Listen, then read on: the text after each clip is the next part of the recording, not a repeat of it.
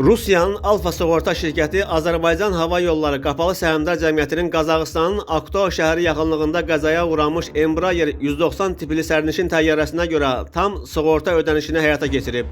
Bu barədə Interfax-a Alfa Sığortanın baş direktorunun aviasiya və kosmik sığorta üzrə müavini İlya Kabasnik məlumat verib.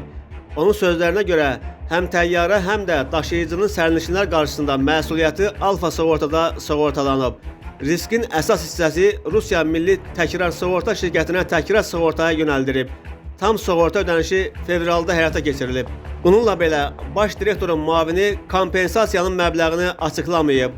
İlya Kabasnik sığortaçının aviasiya hadisəsinin rəsmi araşdırılmasının başa çatmasını gözləməməsinin səbəbini də izah edib. Qəzanın araşdırılması davam etsə də, ödənişlərin təşkili üçün kifayət qədər məlumatımız var.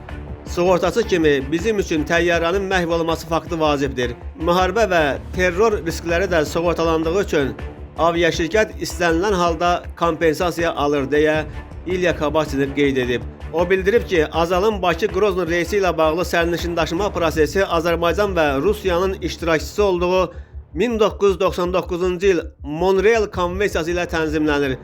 Alfa Sığorta ilə Azal arasında bağlanan müqavilə Rusiyaya həyata keçirilən reyslərdə riskləri əhatə etdiyi üçün ödənişlər həm də Rusiyanın 67 FZ saylı məcburi daşıyıcı məsuliyyəti haqqında qanuna əsasən nəzərdə tutulur.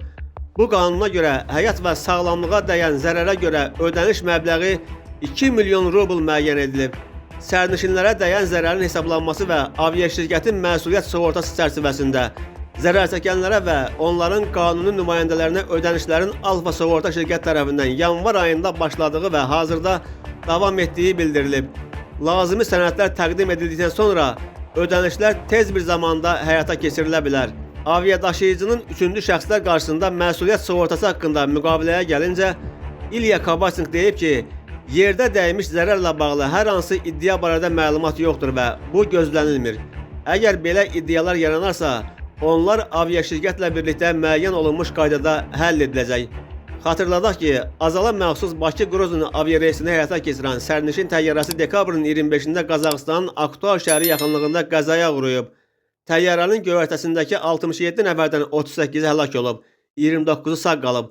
İlkin məlumata görə təyyarə Rusiyanın Grozny üzərindəki hava məkanında baş verən fiziki və texniki xarici müdaxilə nəticəsində qəzaya uğrayıb.